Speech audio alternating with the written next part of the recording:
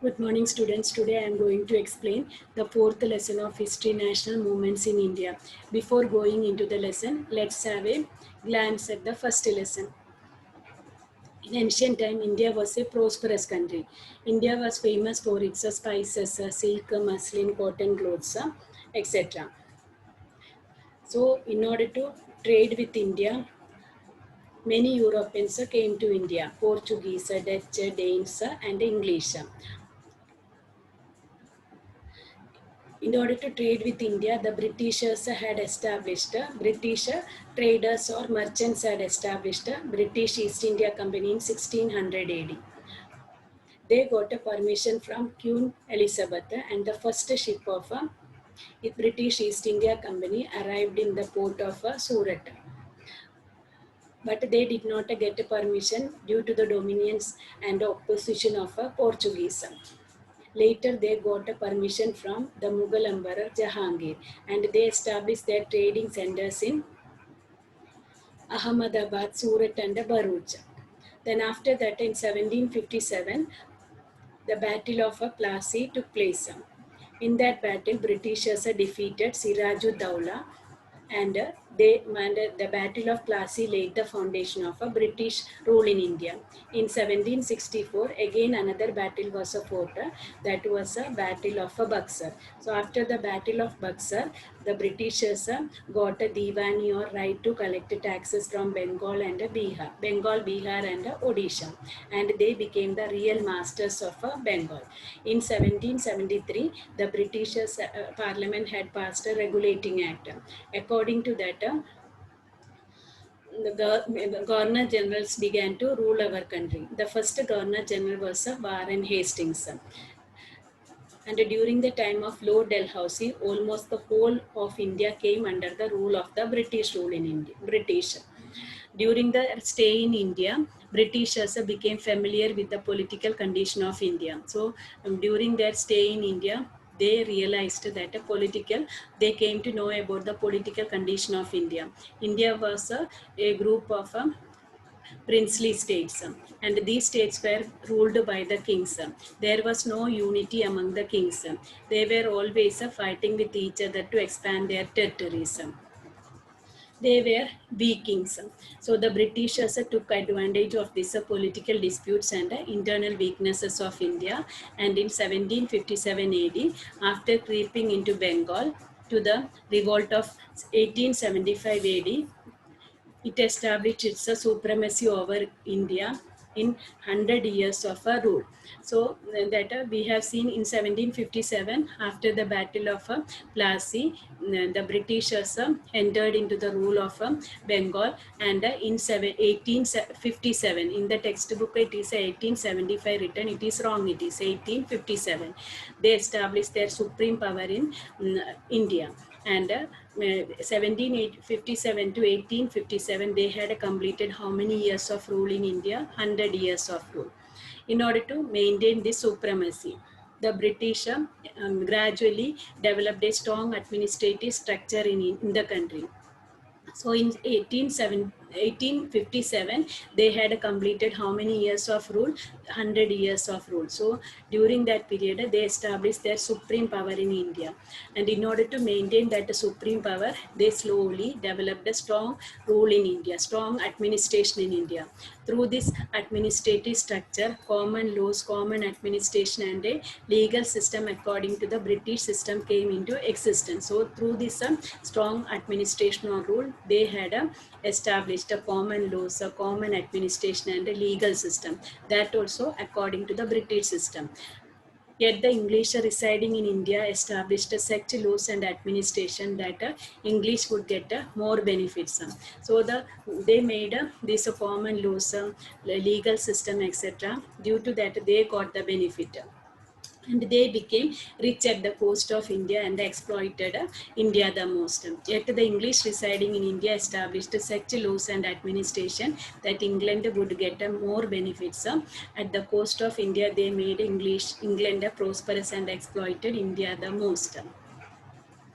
Then the Great Uprising, National Uprising of 1857. So the people of India were dissatisfied with the British rule, and a national movement started in India that came to be called the Great National Uprising of 1857. It was also known as the Revolt of 1857, or the first war of Indian independence. So, what were the factors responsible for that great national uprising of 1857?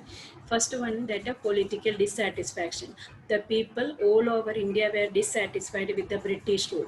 We have seen kings were dissatisfied because the Britishers annexed one or the other territories of the kings on one or the other pretext. Economic exploitation. After the coming of the Britishers, the cottage industries were ruined. The Britishers carried raw materials at low rates and sold finished products at high prices. That farmers became landless due to that high taxation imposed by the British government. Artisans lost their jobs. The Britishers exploited the Indians. Then third one, social and religious factors. The Britishers brought many reforms in the field of society and religion. The Britishers had abolished sati, child marriages, encouraged widow remarriage, and banned female infanticide. In the field of religion, they made a forceful conversion, and that Indians began to believe that the Britishers were going to destroy our religion.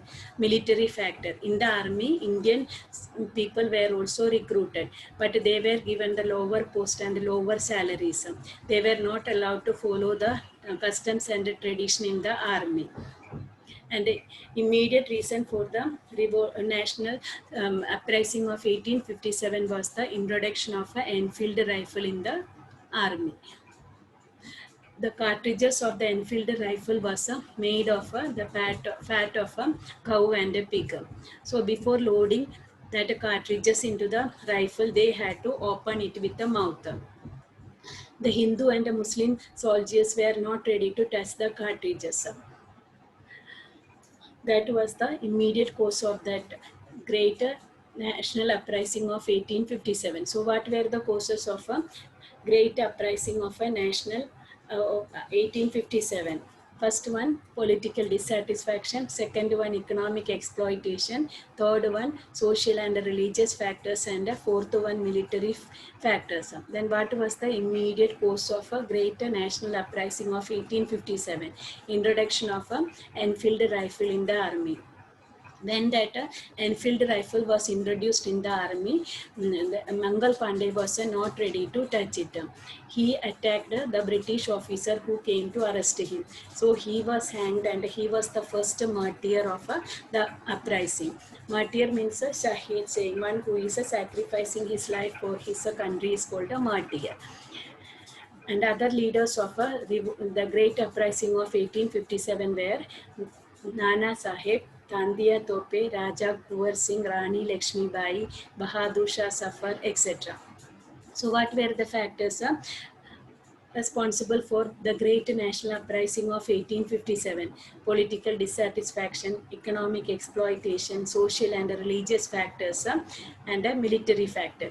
What was the immediate reason responsible for the great national uprising of 1857? The introduction of an Enfield rifle in the Indian Army.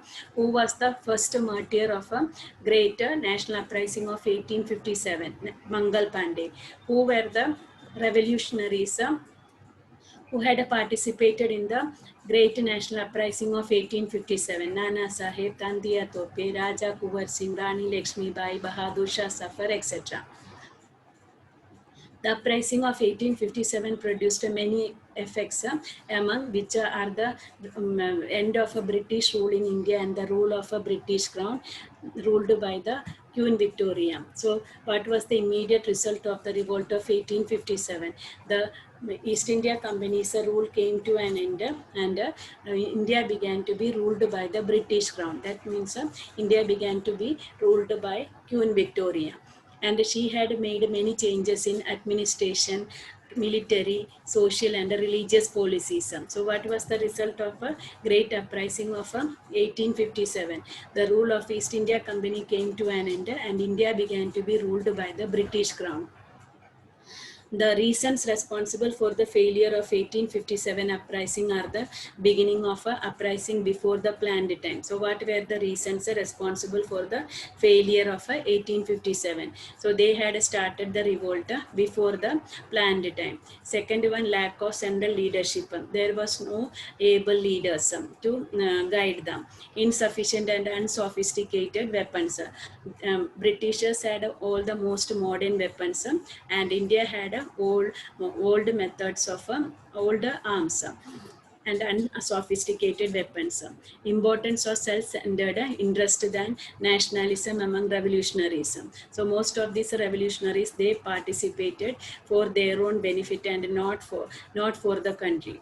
That for example, Rani Lakshmi Bai, she had participated in the revolt in order to regain her Jhansi, and she was not she did not want to that send the Britishers back to England.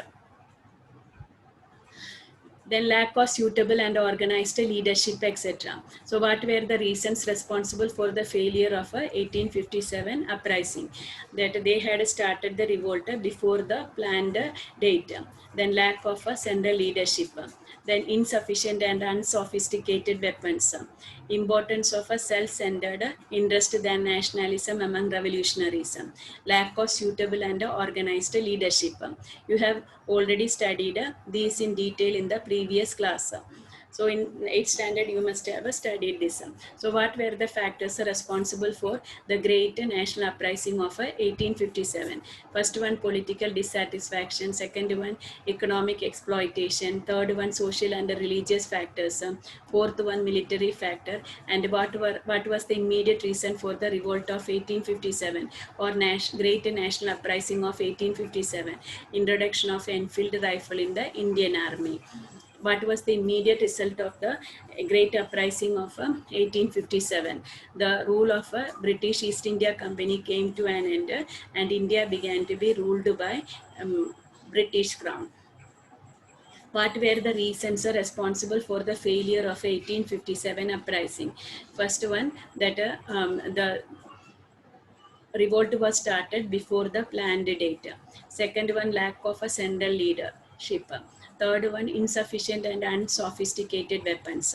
Fourth one, importance of self-centered interest than nationalism among revolutionaries.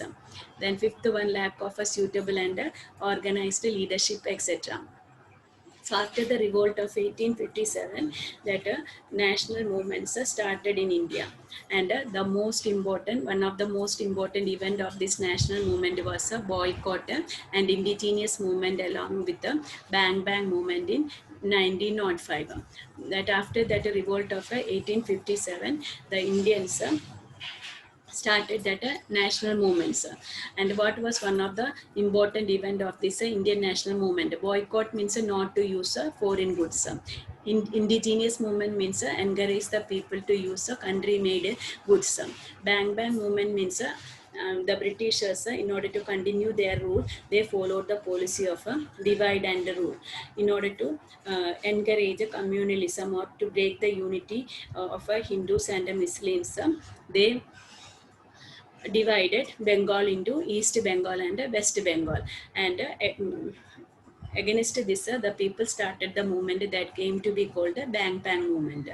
Because of the divide and rule policy, as a result of the Britishers' Macmillan policies, boycott and indigenous movement get an impetus.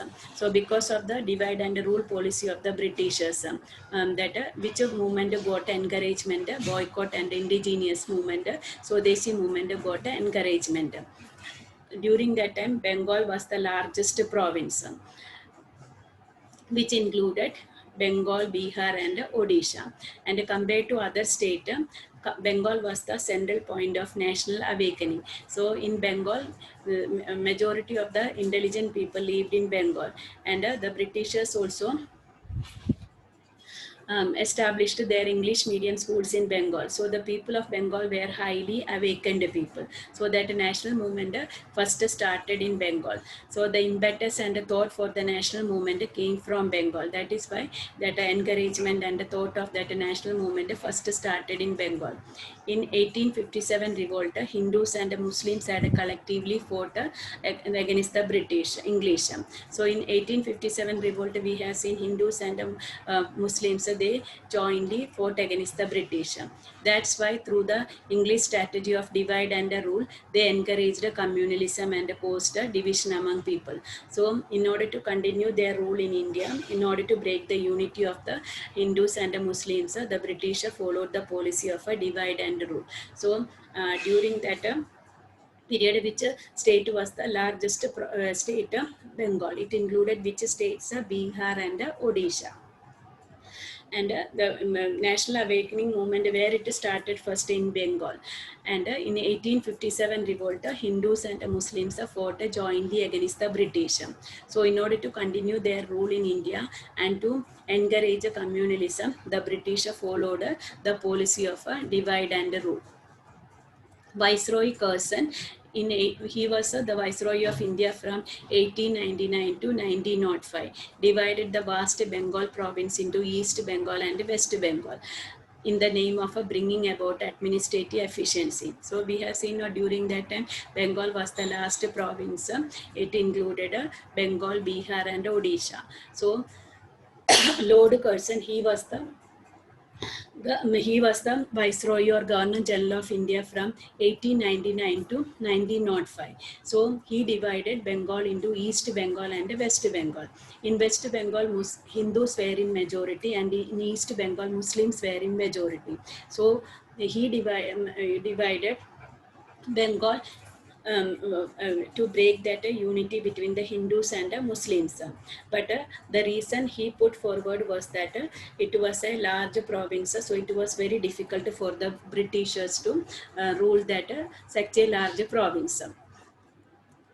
There was a strong opposition to the division of Bengal. So the people of Bengal did not like that division of Bengal into East Bengal and West Bengal. They also realized that real objective of the Britishers. When Bengal was divided on 16th October 1905, the whole Bengal observed the day as a national mourning day. So when that Bengal was divided into East Bengal and West Bengal, 16th October 1905. So that day they observed as a national mourning day. Mourning day means when somebody will die, then we will observe that day as a sorrow day. So that day they had observed as a national mourning day. The same day, an announcement about boycotting all foreign goods and encouragement to use indigenous goods was made. So on that same day, they announced to boycott foreign goods and to use Swadeshi goods or indigenous goods, country-made goods. Not merely Bengalis, but the other Indians also began to believe that this division had been done to curtail the vociferous feeling of a nationalism that was catching up in India. So not only that Bengalis, but the people of all over India, they came to know that the Britishers wanted to crush that national movement in India.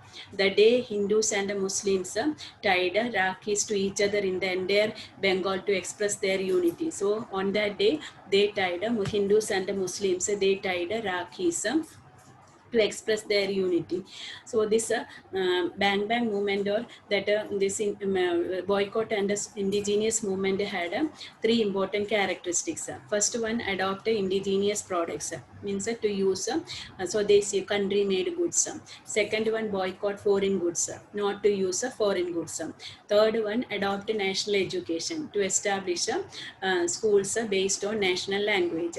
So during that time, that Bengal was the largest province, and it included Bengal, Bihar and Odisha. Instead of separating Bihar and Odisha, Lord Curzon, in order to encourage communalism and to break the unity of the Hindus and the Muslims, divided Bengal into East Bengal and West Bengal.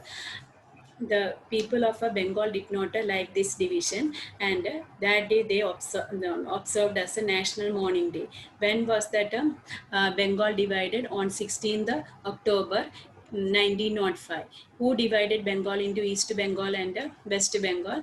Lord Curzon. And on that same day, they announced a boycott of a foreign goods and to use a Swadeshi goods. Thus, on that day, Hindus and Muslims tied Rakhis to each other to show their unity. So India got benefited due to this Swadeshi movement. So there was a great demand for Swadeshi goods, country-made goods, and English industry was badly affected due to the boycott of foreign goods. So what were the result of the Swadeshi movement? India got benefited due to that Swadeshi movement. First one, that English industry was badly affected due to the boycott of foreign goods. Clothes coming from Manchester stopped. Sugar, shoes, cigarettes, tobacco, etc. imported from England also reduced. And the sale of a cloth made in India increased. So what were the result of a Swadeshi movement? That India got the benefit. There was a great demand for Swadeshi goods, and that British industry was badly affected because of the boycott of foreign goods. The clothes coming from Manchester stopped. Sugar, shoes, cigarettes, then tobacco imported from England also decreased. The sale of cloth made in India increased. And the factories also started making that country-made goods. The effect of this movement was felt in other provinces of India like Punjab, Uttar Pradesh, Madhya Pradesh, Mumbai, Madras, etc. besides Bengal. So this Swadeshi movement spread in other parts of India like Uttar Pradesh, Punjab, Madhya Pradesh, Mumbai, Madras, etc. Besides that Bengal. The echo of the movement was felt in Gujarat too. So that this movement spread in Gujarat also. The echo of the movement was also felt strongly in the British Parliament, and just within 6 years, that is 1911, the division of Bengal was scrapped after rethinking by the Parliament. So their industry was very badly affected, no? So the British Parliament decided to cancel the division of Bengal. So when that division of Bengal was cancelled in 1911, this was a memorable victory by the Indians. So it was a memorable victory for the Indians, a victory of the relentless united efforts. So continuous united effort of the Indians. This was a noteworthy victory of the new awakening against the British rule, English rule. So this was a very noteworthy victory of the Indians against that British rule. So what were the result of that Swadeshi movement? That Swadesh India benefited a lot due to Swadeshi movement. That English industry was badly affected due to the boycott of foreign goods. The cloth coming from Manchester stopped. Sugar, shoes, cigarettes, tobacco, etc. imported from England also decreased, and the sale of cloth in India increased. Then factories were started in India to produce indigenous goods. This Swadeshi movement spread in other parts of India like Punjab, Uttar Pradesh, Madhya Pradesh, Mumbai, Madras, Gujarat, etc.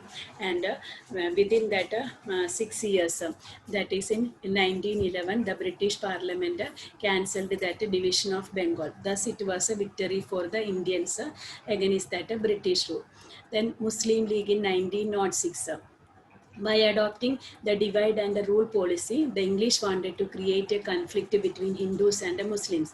We have seen that the Britishers found that in order to continue their rule in India, they should break the unity of Hindus and Muslims. That is why they followed the policy of divide and rule. The then Viceroy, Lord Minto, and the Indian Wazir, Diwan Wazir Morley, together planned to crush the Indian nationalism. So that during that time, the Viceroy was a Lord Minto, and he's a Indian Diwan or Wazir, that Morley, they together planned to defeat that Indian nationalism. When the national fight became stronger, the English began to favor the upper class Muslims. So when the national movement became stronger, the English began to support that upper class Muslims. So in order to continue their rule, that the Britishers decided to create they wanted to create a communalism, or they wanted to break the unity of the Hindus and the Muslims. And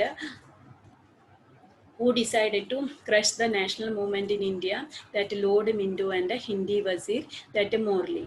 And when that national movement became stronger in India, these English people, they supported that upper class Muslims. English became successful in convincing a group of Muslims that they must form a Muslim organization to demand for separate voting rights and separate voting centers. So the British people became successful in convincing a group of Muslims that they, like in Indian National Congress, they should also form a separate organization for the Muslims. Then they can demand for separate voting rights and separate voting centers. As a result, the Muslim League was formed in 1906. So when was the Muslim League formed? 1906. The Muslims, they wanted a separate organization for the Muslims. Religious head of Muslims, Aga Khan, Nawab of Dhaka, Salimullah Khan, Viceroy Minto, and his personal minister Dunlap Smith had played an important role for the establishment of this organization. So, who played an important part in the establishment of a Muslim League? Religious head of the Muslims. So, who was the religious head of Muslims? Aga Khan. Then Nawab of Dhaka, Salimullah. Then Viceroy Minto and his personal prime minister, that Dunlap Smith, they played an important role in the establishment of this Muslim League. In order to stop the Muslims from attending the annual conference of the Congress, the annual conference of the Muslim League was arranged on the same day as that of Congress, so that a Muslim should not attend that annual meeting of that Congress. So they had called the meeting of that Muslim League also on the same day. Thus, the demand for separate representation is not the brainchild of the Muslims, but that of English policy. So, the demand of a separate Muslim representation was not the brainchild of Muslims, but of the English policy. Minto started the policy of taking Muslims as associates. So, Lord Minto, he started supporting that Muslims. That's why many writers consider Minto as the father of Muslim communalism. That is why many of the historians, they are saying that who is the father of a Muslim communalism? That Lord Minto. A historian also goes to the extent of saying that real creator of Pakistan was not Muhammad Ali Jinnah or Rahmatullah, but Lord Minto. So a historian goes to the extent of saying that who is the real creator of Pakistan, not Muhammad Ali Jinnah or Rahmatullah, but Lord Minto. Since then only the conflict between Hindus and Muslims increased. So after that, the difference of opinions between the Hindus and Muslims increased, and that resulted in the division of India.